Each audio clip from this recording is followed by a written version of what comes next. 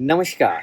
प्रजापिता ब्रह्मा कुमारी ईश्वरी विश्वविद्यालय में आज हम आए हुए हैं पीस पार्क में। आज यहाँ बहुत अच्छा शिवरात्रि मनाया जा रहा है और इसी के अंतर्गत हमारे पास थोड़ा समय मिला और हम बैठ गए हमारे हम सफ़र हमारे ज्ञान सरोवर के अजय भाई से गुफ्तगू करने के लिए। आज हम जानेंगे कि अजय भाई कैसे वो समर्पित हुए, कैसे अपनी स्वेच्छा से भगवान के मददगार बनकर विश्व कल्याण के लिए सेवारत हैं और आने वाले समय में उनकी क्या क्या प्लानिंग है, इस परिचर्चा में आपको देखने को मिलेगा। आइए मिलते हैं हमारे अजय भाई जी से। अजय भाई जी, ओम शांति। ओम शांति भाई। अजय भाई, जैसे कि आप पिछले 27 सालों से यहाँ पर सेवाएं दे रहे हैं, जब आप यहाँ आए तो क्या विशेषकर मधुबन में आने के बाद क्या आपको फीलिंग आई? तो मधुबन में आना मतलब सागर में आ जाना। इससे पहले मैं दिल्ली ओआरसी में भी सेवा किया, वो भी काफ़ी बेहद का स्थान है और बेहद की सेवाएं वहाँ पर हो रही हैं। वहाँ क्या सेवा थी? वहाँ पर मेरी डाइनिंग में सेवा थी और आर्ट गैलरी में गाइड सेवा में मैंने सेवा किया। तो लेकिन यहाँ आने के बाद एक बेहद की अनुभव जो होता है, बेहद के परिवार से मिलने का, देश विदेश के इतने भाई बहनें आते हैं, उन सब की सेवा करने का, उन सब से मिलने का, हर एक देश के कल्चर को जानने का, उनके लोगों के जानने का, तो एक बेहद का अनुभव यहाँ पर होता है। यहाँ ऐसे कहाँ से आप आए? मैं वैसे बल्लभगढ़ शहर है जो अपना फरीदाबाद डिस्ट्रिक्ट के अंदर आता है, दिल्ली जोन में ही है। वैसे हरियाणा स्टेट है, बाकी ज्ञान के हिसाब से दिल्ली जोन में आता है। कितने साल ज्ञान में हो गए? 98 से मैं ज्ञान में चला, तो 27 साल करीब है। कितने लोग घर परिवार में, कितने लोग ज्ञान में? घर में 2 बहनें हैं, दोनों ज्ञान में हैं, मेरे से बड़ी हैं, मैरिड हैं। और भाई हम 6 हैं, उनमें से 3 भाई ज्ञान में चले थे, लेकिन वो 2 भाई तो फिर शादी कर लिया और छोड़ दिया। पहले हम तीनों कुमार ज्ञान में चले थे, फिर उन्होंने शादी कर ली, तो अभी मैं अकेला ही भाइयों में ज्ञान में। जब आप यहाँ आए या ओआरसी में गए तो आपको ऐसा नहीं लगा कि जैसे आपके मम्मी पापा भाई बहन से या कोई ऐसा हो कि क्यों समर्पित हो रहे, क्या ज़रूरत है, ऐसा कोई पीछे से रुका हो? ये मेरा सौभाग्य रहा कि कोई बंधन मुझे किसी भी तरह का नहीं रहा, क्योंकि मैं जब समर्पित हुआ उससे पहले ही पिताजी ने शरीर छोड़ दिया था। शरीर छोड़ने के कुछ महीने के बाद ही मैं फिर ओआरसी में समर्पित होने के लिए गया 2001 में। तो इसलिए, और माता जी की तरफ से तो फुल छुट्टी थी कि भले आप अपना जीवन श्रेष्ठ बनाओ, तो इसलिए घर की तरफ से मुझे कोई प्रॉब्लम नहीं आई, क्योंकि माता जी भी ज्ञान में थी। माता जी भी ज्ञान में। बहुत खूब। यहाँ आने के बाद आपका क्या विशेष लक्ष्य रहा? यहाँ आने के बाद मैंने बहुत कुछ सीखा।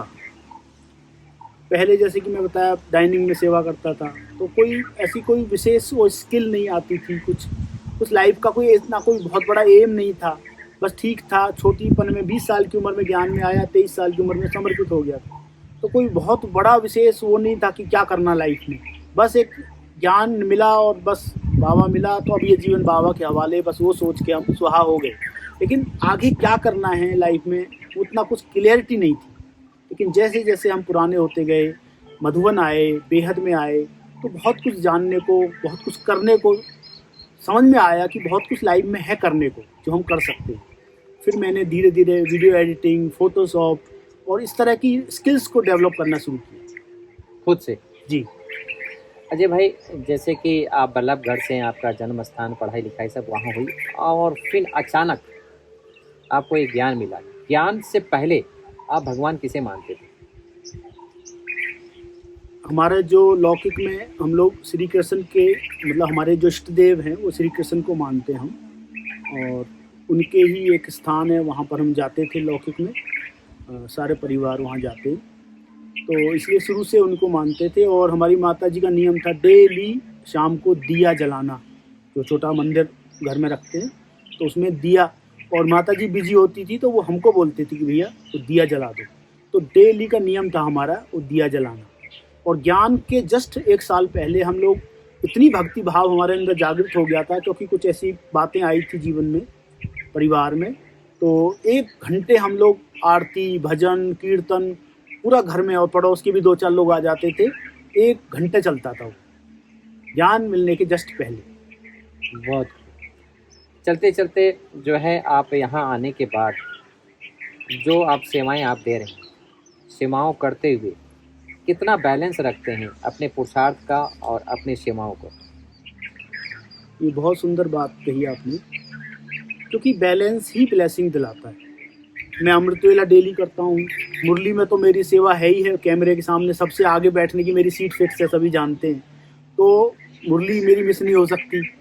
शाम का योग मैं आधा घंटे कम से कम टाइम निकाल के ज़रूर करता हूँ। लेकिन कई बार हम लोग शरीर को इग्नोर कर देते हैं, हेल्थ को इग्नोर करते हैं, जो एक बहुत बड़ी मिसिंग पॉइंट है ब्राह्मण जीवन में। हमें कभी भी अपने जीवन में हेल्थ को कभी भी इग्नोर नहीं करना है, क्योंकि जान है तो जहान है। अगर ये शरीर ही ठीक नहीं है, पुरुषार्थ क्या करेंगे? रथी और रथ, आत्मा रथी है और ये शरीर रथ है। तो अगर रथ ठीक नहीं है तो रथी, मान लो ड्राइवर अच्छा है और गाड़ी खराब है, तो आप कैसे आगे बढ़ सकेंगे? नहीं बढ़ सकते। इसके लिए आपको गाड़ी पर भी इतना ही ध्यान देना पड़ेगा, तब ही आप अच्छे से इस शरीर रूपी गाड़ी के साथ अच्छे इस पुरुषार्थ के मार्ग में आगे बढ़ सकते हैं। जैसे कि आपने बहुत अच्छी बात बताई कि हमें पहले आत्मा का भोजन करें, उसके बाद शरीर का भोजन हम स्वीकार करें। तो नेचुरल मुरली आप आगे बैठते हैं, उसका पूरा सुख लेते हैं, परमात्मा प्यार का और परमात्मा की वर्षंस का। तत्पश्चात सारे दिन की जो दिनचर्या आपकी क्या है? जैसे कि हमारी वीडियो डिपार्टमेंट की सेवा है, और जो भी क्लासेस यहाँ होती हैं उनको लाइव करना या उनकी रिकॉर्डिंग्स होती हैं, लाइव मिक्सिंग होती है, तो वो सब करते हैं। उसके अलावा मैंने एक पर्सनल प्रोजेक्ट भी लिया हुआ है, जो है कि हमारे सूरज भाई जी जो इतने अच्छे स्पीकर हैं अपनी संस्था के, तो उनका भी मैं अलग से रिकॉर्डिंग करता हूँ। उनका चैनल हमने बनाया हुआ है यूट्यूब पे, उस चैनल को भी मैं देखता हूँ। तो करीब 2.5 लाख सब्सक्राइबर हैं उसमें भी, और आए दिन हम नए वीडियोज़, चाहे कोई त्यौहार होता है, वैसे भी जनरल कोई भी टॉपिक पर हम लोग उनका वीडियो शूट करते हैं और वो हम उस यूट्यूब पे डालते हैं। तो उससे भी काफ़ी सेवाएं हो रही हैं, लाखों करोड़ों लोग तक वो व्यूज़ जाते हैं। इस सेवाओं को जितना आप, जब आप फील्ड में जाते हैं या सेवा करते हैं, एडिटिंग करते हैं, ऑफिस में बैठते हैं, तो उसमें ज्ञान का जो स्वरूप होता है, कितना आप उसमें समाहित करते हैं सेवाओं में? देखिए, मैंने अपने जीवन में एक लक्ष्य बनाया हुआ है कि अपना जो टाइम है वो वेस्ट ना जाए, कहीं व्यर्थ में ना जाए। जितना हो सके मैं सेवाओं में बिजी रहूं, और जब सेवाओं में बिजी रहते तो ये ड्रामानुसार एक सौभाग्य कहिए, जो इतनी अच्छी सेवा हमें मिली हुई है कि ज्ञान ही सुनना है। एडिट करते हैं तो भी ज्ञान ही सुनना है, क्योंकि जिसने भी कोई क्लास कराया है, कोई वीडियो है ज्ञान का, तो वो ज्ञान ही तो है उसमें। तो फुल टाइम हम किसी न किसी तरह से उस ज्ञान से जुड़े रहते हैं, तो व्यर्थ के लिए टाइम नहीं मिलता। इसलिए मेरा सेवाओं में रहते हुए विशेष रूप से ज्ञान स्वरूप का रहता है। आपकी हॉबी क्या है? मेरी हॉबी आजकल जो हुई है करीब 2 साल से, वो है रनिंग। और आप वंडर खाएंगे, मेरी अभी एज 47 है और 45 की एज में मैंने रनिंग स्टार्ट किया। तो कोई विश्वास भी नहीं कर सकता कि 45 की एज के बाद भी कोई रनिंग स्टार्ट कर सकता है। लेकिन मैंने देखा इस आगे। तो अजय भाई, जैसे कि आपने कहा कि रनिंग, आज बाबा हमें सहज ज्ञान योग हमें सिखाता है और ना कोई हठ योग हमको ही बताता है, लेकिन आप रनिंग करते हैं क्योंकि यूथ हैं आप उन आत्माओं को क्या संदेश देना चाहेंगे कि सहज भाव से सहज राजयोग को कैसे हम अपनाएं? मैं जहाँ तक समझ रहा हूँ आप जो कहना चाह रहे हैं वो ये कि आम व्यक्ति अपनी हेल्थ का कैसे ध्यान रख सकता है, क्योंकि रनिंग तो हर कोई नहीं कर सकता। मैं भी समझता हूँ इस बात को, क्योंकि इसके लिए अपने बॉडी को पूरा ट्रेनिंग देनी होती है, उसके लिए खाने पीने पे भी ध्यान देना होता है, तभी आप रनिंग कर सकते हैं, और ख़ासकर ज़्यादा एज में तो बहुत ही मुश्किल है। लेकिन हर व्यक्ति को मिनिमम 45 मिनट ब्रिस्क वॉक यानी तेज चलना, इतना तो हर व्यक्ति को करना ही चाहिए। 24 घंटे हमारे पास है, 24 घंटे में से हम 45 मिनट भी कम से कम अपने शरीर को नहीं देंगे। आप सोचिए, जैसे मैंने कहा कि रथ है हमारा, इस रथ के साथ ही तो हमें संपूर्णता की मंजिल को पाना है। इस रथ के बिना नहीं पा सकती आत्मा इस शरीर में जब तक है, तो इस शरीर का भी फर्ज है इसको स्वस्थ रखना। तो इसके लिए कम से कम 45 मिनट की ब्रिस्क वॉक हर व्यक्ति को करनी चाहिए। और वॉक तो कोई भी कर सकता है, किसी भी एज में कर सकता है, इसमें कोई ये नहीं है कि हमारे पास एज ज़्यादा है या हमारे पास समय स्थान नहीं है। आपके सेंटर है, सेंटर की छत है, घर की छत है, आंगन होगा, आपके गली मोहल्ला होगा, आपके वॉकिंग करना पास जरूरी पार्क है, कम से कैसे भी करके, कोई बहाना नहीं। भले आपको राउंड लगाने पड़े थोड़ी सी जगह में ही, लेकिन आप घड़ी लगा करके आधा से पौना घंटे का कम से कम टाइम लगा के वॉक करना है। आपको थोड़ा सा स्वेटिंग मतलब पसीना हल्का सा आना शुरू होना चाहिए, थोड़ा लगना चाहिए कि आपने कुछ किया है शरीर के लिए। ऐसा वॉकिंग नहीं कर रहे हम, 2-3 लोग गए और आपस में बातचीत ही करते रहे फुल टाइम, वो वर्कआउट में नहीं गिना जाएगा। वो आपको रिफ्रेशमेंट तो हो जाएगी, बाहर आप टहलने गए, थोड़ा रिफ्रेशमेंट हुई, लेकिन उससे आपका कोई हेल्थ में इम्प्रूवमेंट होगा मैं नहीं समझता। उसके लिए आपको फोकसली काम करना पड़ेगा। कहाँ तक सारे दिनचर्या में डाइट कितना इम्पोर्टेंट है? हाँ, बहुत अच्छा सवाल आपने किया है।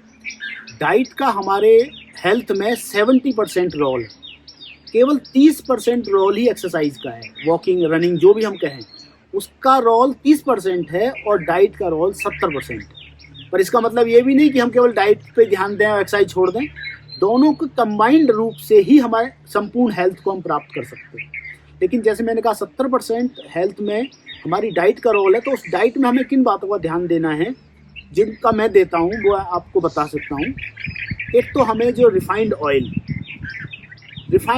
सबसे खतरनाक है। मैं इसके जगह हम सरसों का तेल यूज कर सकते हैं। हाँ, उसके दूसरी चीजें हैं, देसी घी यूज कर सकते हैं, सरसों का तेल यूज कर सकते हैं। कोलेस्ट्रॉल बढ़ाता है? नहीं, कोलेस्ट्रॉल नहीं, वो जरूरी है हर व्यक्ति को। अच्छा। हाँ, गुड कोलेस्ट्रॉल हर व्यक्ति को जरूरी है शरीर में, लेकिन वो बैड कोलेस्ट्रॉल के कारण ही सारी बीमारियां हैं। जो शुगर आज नंबर 1 पे है इंडिया में, उसका मेन रीजन है रिफाइंड ऑयल, ना कि शुगर। चीनी नहीं, चीनी बाद में है, जब आपको शुगर हो जाती है तब डॉक्टर मना करता है कि चीनी नहीं खानी है। लेकिन शुगर हुई किससे? चीनी से नहीं हुई, टेंशन से, रिफाइंड ऑयल से। अच्छा, रिफाइंड ऑयल से। इसलिए इस चीज का ध्यान रखें कि रिफाइंड ऑयल को जितना कम कर सकते हैं उतना कम कर दें और उसको रिप्लेस कर दें आप देसी घी, सबसे बेस्ट। बहुत सुंदर। अजय भाई, ज्ञान मार्ग में एक गोल्डन वर्ड आता है अशरीरी। अशरीरी शब्द आप अपने ऊपर कितना यूज करते हैं? क्या दृश्य होता है उसमें और उसका भावार्थ क्या है? अशरीरी का मतलब है, आज की मुरली में भी था, मतलब इस देह का चिंतन ना रहे। क्योंकि देह तो रहेगी, देह में हम आत्मा बैठी है, लेकिन इसका चिंतन से हम उपराम हो जाएं, उस आत्म चिंतन में ऐसे मगन हो जाएं, उसके अनुभूति में, उसके जो एक एक गुणों का जो रस है, उस रसों में का आनंद लेने शुरू हो जाए। जब आत्मा उस रसों में आनंदित हो जाती है, उसमें स्थित हो जाती है, तो देह का भान भूल जाती है। तो वही है अशरीरी, कि हमारा चिंतन करते करते करते हम उसमें स्थित हो जाएं, टिक जाएं, जो बाबा शब्द यूज करते हैं, तो वो टिक जाना ही अशरीरी स्थिति। अजय भाई, जैसे कि संध्या कालीन भी कई लोग खाना नहीं खाते हैं, या भोजन के ऊपर में कितना हम फोकस रखें कि हमारा शरीर स्वस्थ रहे? 3 वाइट पॉइजन बोलते हैं, मतलब 3 ये वाइट पॉइजन है: सफ़ेद नमक, मैदा और चीनी। चीनी की जगह पे आप गुड़, या जो गुड़ का बुरादा होता है, शक्कर जिसको बोलते हैं हरियाणा में, तो वो शक्कर यूज कर सकते हैं। वो भी लिमिटेड, ऐसा नहीं वो नुकसान नहीं देती है, लेकिन वो कम यूज करें, परंतु उसकी रिप्लेसमेंट में कर सकते हैं, तो कम से कम कुछ न्यूट्रिशन आपको उसके अंदर मिलेगा। चीनी में 0 न्यूट्रिशन है, कैलोरी ही कैलोरी है, बस वो फैट को ही आपके अंदर इंजेक्ट करेगा।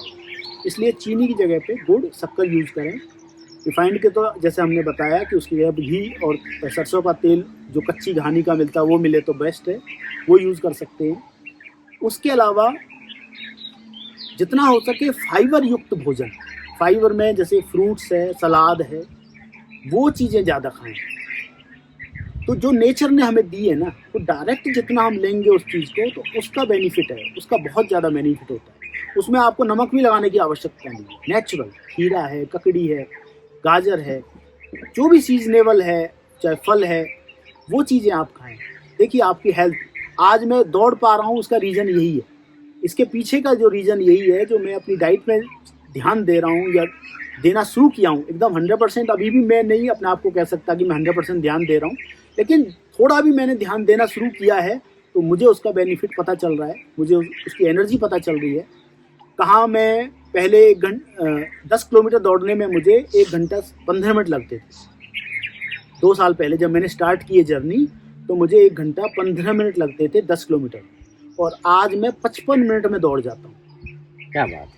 तो ये अपनी एज कैटेगरी में मैं समझता हूँ वर्ल्ड वाइड 25% लोग ही हैं जो इतने कम समय में 45 एज के बाद दौड़ सकते हैं 10 किलोमीटर। इसका आधार मैं समझता हूँ राजयोग भी है।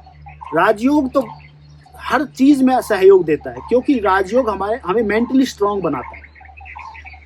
जब हमारा मन ही शक्तिशाली नहीं है तो आप 1 किलोमीटर रनिंग करते थक जाएंगे आप, क्योंकि जब हम रनिंग करते हैं तो बॉडी तो थकती है, पसीना भी आएगा, सांस भी फूलेगा। लेकिन यदि आपका मेंटली स्ट्रांग नहीं है आप, तो आप गिव अप कर देंगे, छोड़ देंगे, अरे नहीं मेरे से नहीं होगा, अरे थक गया मैं तो नहीं कर सकता, पैर दर्द कर रहे हैं। लेकिन जब आप मेंटली स्ट्रांग हैं तो आप रुकेंगे नहीं, आप टारगेट बना लेंगे कि नहीं मुझे 5 किलोमीटर से पहले तो पानी भी नहीं पीना है, मुझे रुकना ही नहीं है। तो ये मेंटली स्ट्रांग जो स्थिति है वो बनती है राजयोग से, क्योंकि मैं इतने सालों से राजयोग का अभ्यास कर रहा हूँ। राजयोग और डाइट ये हेल्थ के लिए और मन को शक्तिशाली बनाने के लिए राजयोग, और इस राजयोग से बहुत सारे खिलाड़ियों ने भी इसका एक्सपेरिमेंट किया है।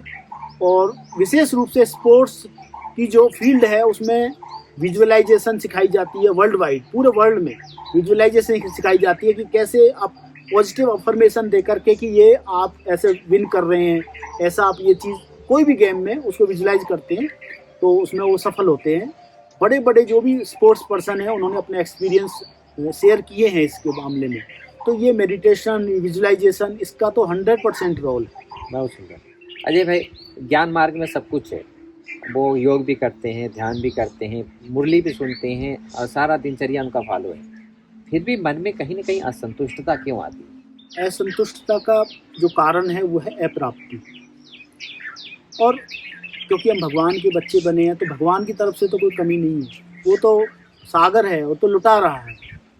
कमी है तो हमारी है, देने वाला नहीं थक रहा है लेकिन लेने वाले थक जाते हैं। कहीं ना कहीं हम श्रीमत में मनमत मिक्स कर देते हैं, इसलिए जो हमें प्राप्ति होनी चाहिए वो नहीं होती। हम जो मेन ट्रैक है श्रीमत का ट्रैक, उसको छोड़ के दूसरे ट्रैक में लग जाते हैं। तो ये सब कारण होते हैं असंतुष्टता के। यदि हम श्रीमत को फॉलो करते रहें, जो भी हमारी दिनचर्या है उस दिनचर्या के अनुसार हम चलते रहें, तो मैं नहीं समझता कोई असंतुष्टता रहेगी जीवन। और सदा प्रफुल्लित रहे, सदा प्रफुल्लित रहेंगे, सदा संतुष्ट रहेंगे कि भगवान ने अपना बना लिया, अपनी सेवा में लगा लिया, इतना बड़ा सौभाग्य हमें दिया। सदा ही वाह वाह के गीत अपने लिए और बाबा के लिए भी गाते रहेंगे। दोस्तों, आज हमारे अजय भाई की पूरी यात्रा सुना आपने कि कैसे उन्होंने अपने जीवन को एक मनोरंजन का रूप दे दिया, कैसे वो सेवाओं को भी एक खेल के रूप में उन्होंने अपने जीवन में स्थापित कर दिया है। कि ऐसे ही आप सभी भी अपने जीवन को ज्ञान और योग के बैलेंस से सदा ही स्व के लिए बैलेंस और अन्य आत्माओं का भी बैलेंस लेना अति आवश्यक है। आज आपने सुना कि कैसे अजय भाई ने अपने जीवन में हर चीज़ का बैलेंस रखते हुए भी चलते हैं और सबका ब्लेसिंग भी प्राप्त कर रहे हैं, लौकिक का भी फर्ज अदाई अपनाते हैं और अलौकिक में भी अपना संपूर्ण रूप से योगदान दे रहे हैं। तो ऐसे ही हमारे अजय भाई जैसे ऐसे करीब 50,000 भाई बहनें समर्पित रूप से अपनी सेवाएं दे रहे हैं। तो कभी भी असंतुष्टता आए तो आप समझ लेना कि कहीं न कहीं अप्राप्ति महसूस हो रही है। तो कैसे प्राप्त हो, वो मुरली और योग, ये दो ऐसे अस्त्र शस्त्र हैं जिससे हम संपन्नता की ओर आगे बढ़ते जाएंगे। अभी नए समय पर नए व्यक्तित्व के साथ फिर मिलते हैं, एक नए व्यक्तित्व के साथ। ओम शांति। ओम शांति जय भाई।